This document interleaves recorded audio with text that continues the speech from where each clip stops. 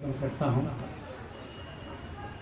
اپنے افکار کو شایان محمد کر لو، اپنے افکار کو زمین گہیا صاحب کہہ دیتا ہے، اپنے افکار کو شایان محمد کر لو، جتنی ممکن ہو بیان شان محمد کر لو، زہر و باقی سبھی نعمتیں مل جائیں گی، خود کو وابستہ دامان محمد کر لو۔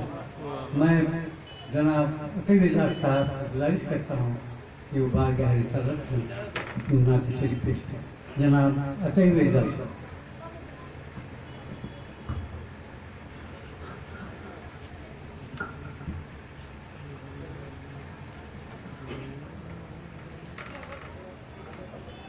بہت شکریہ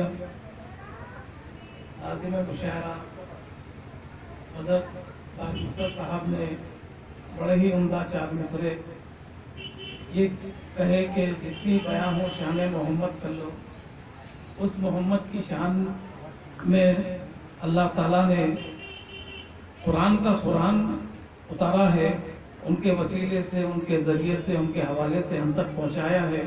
ہم کیا ان کی بڑائی بیان کر سکتے ہیں، لیکن اتنا ضرور کہتا ہوں، چار مصرے سماعت فرمائیں کہ زمین کے نشاں تک محمد محمد، زمین کے نشاں تک محمد محمد، حدِ آسماں تک محمد محمد، میں ان کا پتا دوں کہاں سے کہاں تک، ارے یہاں سے وہاں تک محمد محمد محمد محمد محمد محمد۔ اور پھر یہ بات بھی دیکھنے میں آ رہی ہے کہ لوگ اپنے اپنے عقیدوں کے تحت دوسروں کے عقیدوں پہ چوٹ کرنے کے عادی ہو چکے ہیں، اور پھر یہ کہتے ہیں کہ ان کا خط کیا ہے، ان کا خط کیا ہے، پیر کا خط کیا ہے، مولانا کا خط کیا ہے۔ بات وہاں تک پہنچ گئی کہ سرکار کے خط کا بھی جو ہے لوگ اندازہ لگانے کی کوشش کر رہے ہیں، نعوذ باللہ۔ میں ان سے کہنا چاہتا ہوں، یہ چار مصرے سماعت فرمائیں۔ انشاءاللہ۔ درد مندی جو ذرا سی بھی کہیں پائی ہے، درد مندی جو ذرا سی بھی کہیں پائی ہے، شان پیغمبری آنکھوں میں اتر آئی ہے، اور آگہی آپ کے قدموں کو نہیں چھو سکتی، آگہی سے بھی سوا آپ کی اونچائی ہے، آگہی سے بھی سوا آپ کی اونچائی ہے۔ اور پھر پیشرو مخرر نے بڑی اچھی باتیں اپنی کتاب میں بتائی کہ ہمیں کس طرح زندگی گزارنی چاہیے، ہمارے عقیدے کی حفاظت کس طرح کرنی چاہیے۔ لیکن جب معاملہ خانقاہوں کا آتا ہے تو خانقاہوں کی اہمیت کو بتانا بھی ہمارا اپنا فریضہ ہے، ہماری اپنی اولین ذمہ داریوں میں سے ہے کہ انہی خانقاہوں سے لوگوں کی زندگی کی تربیت ہوا کرتی تھی، انہی خانقاہوں سے ہماری روحوں کی بھی تربیت ہوا کرتی ہے۔ جب روح طاقتور ہوگی تو کوئی بھی باطل آپ کی شخصیت پہ حملہ نہیں کر سکتا۔ ایک چھوٹی سی بات یاد آئی، میں عرض کرتا ہوں کہ ایک پیر کامل، پرانے زمانوں کی بات ہے کہ ایک پیر کامل بہت سارے مریدوں کے ساتھ سفر پہ تھے۔ اس وقت سواریوں کا معقول بندوبست نہیں تھا، زیادہ تر سفر پیدل ہی ہوا کرتے تھے، پیادہ ہوا کرتے تھے۔ پیر کامل سفر پہ تھے، راستے میں دریا پڑا، کچھ دیر آرام فرمانے کے بعد جب جانے کا ارادہ کیا تو پتہ نہیں کیا سوچی پیر کامل کو کہ انہوں نے ایک چھوٹا سا پتھر اٹھایا اور دریا میں پھینک دیا، چھوٹا سا پتھر اٹھایا اور دریا میں پھینک دیا۔ پھینکنے کے بعد اپنے مریدوں سے کہا کہ بتاؤ یہ پتھر کیوں ڈوبا؟ ایک ایک نے اپنے اپنے حساب سے جواب دیا کہ پتھر وزنی تھا، پانی زیادہ تھا، جو بھی وجوہات رہی ہوں گی سب نے بیان کیا۔ ایک میرے جیسا کمتر، حقیر، فقیر مرید بہت دور کونے میں ٹھہرا ہوا تھا، لوگ اسے کمتر درجے کا مرید مانتے تھے ساتھیوں میں بھی۔ تو اس مرید کو حضرت نے بلایا اشارے سے کہ کہا آئیے آپ بتائیے یہ پتھر کیوں ڈوبا؟ تو اس کمتر مرید نے یہ کہا کہ حضرت یہ سائنس، یہ ٹیکنالوجی میں کچھ نہیں جانتا، بس میں اتنا جانتا ہوں کہ جو آپ کے ہاتھ سے چھوٹ گیا سمجھو اس کا مقدر پھوٹا ہے۔ جو آپ کے ہاتھ سے یہ ہونا چاہیے پیر پہ بھروسہ یہ ہونا چاہیے، بے شک۔ اپنے آپ کو پیر کے حوالے اس طرح کرنا چاہیے کہ جو پیر نے کہہ دیا وہ سب، باقی سب اللہ کا۔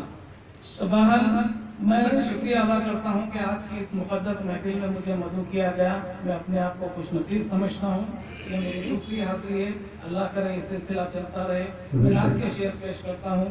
شعر پیش کرنے سے پہلے ایک وضاحت ضروری سمجھتا ہوں کہ جب محشر میں پیش ہونے کا معاملہ ہے تو وہ اللہ تعالیٰ کے سامنے ہونے کا ہے، لیکن میں نے یہاں ہٹ کے کہنے کی بات کوشش کی ہے۔ سماعت فرمائیں کہ پیش ہوں گے حشر میں جب مصطفیٰ کے سامنے، پیش ہوں گے حشر میں جب مصطفیٰ کے سامنے، لاج رکھ لینا خدا خیر الورا کے سامنے، لاج رکھ لینا خدا خیر الورا کے سامنے۔ اور شعر عرض کرتا ہوں کہ وقت کا حاکم ہو یا پھر وقت کا سلطان ہو، وقت کا حاکم ہو یا پھر وقت کا سلطان ہو، کون ہے جو ٹک سکے گا مصطفیٰ کے سامنے، کون ہے جو ٹک سکے گا مصطفیٰ کے سامنے۔ اور نعت شریف کا مطلب عرض کرتا ہوں کہ اللہ ہے رسول کا، مکہ رسول کا، اللہ ہے رسول کا، مکہ رسول کا، کافی ہے ہم کو ایک سہارا رسول کا، کافی ہے ہم کو ایک سہارا رسول کا، اور کس جا نہیں ہے دیکھیے چرچا رسول کا، کس جا نہیں ہے دیکھیے چرچا رسول کا، دونوں جہاں میں بجتا ہے ڈنکا رسول کا، دونوں جہاں میں بجتا ہے ڈنکا رسول کا۔ اور یہ شعر بطور خاص کے آنکھوں کو اس کی چومیے صدقہ اتاریے، آنکھوں کو اس کی چومیے صدقہ اتاریے، آنکھوں کو اس کی چومیے صدقہ اتاریے، خوابوں میں جس نے دیکھا ہو چہرہ رسول کا، خوابوں میں جس نے دیکھا ہو چہرہ رسول کا۔ اور یہ شعر کے ہیرے جواہرات خزانے کی کنجیاں، ہیرے جواہرات خزانے کی کنجیاں، بھاری ہے ساری چیزوں پر صدقہ رسول کا، بھاری ہے ساری چیزوں پر صدقہ رسول کا۔ اور مقطع یوں ہے کہ اس کے سوائے اور تمنا نہیں کوئی، اس کے سوائے اور تمنا نہیں کوئی، اطیب بھی دیکھ آئے مدینہ رسول کا، اطیب بھی دیکھ آئے مدینہ رسول کا، اللہ ہے رسول کا، مکہ رسول کا، کافی ہے ہم کو ایک سہارا رسول کا۔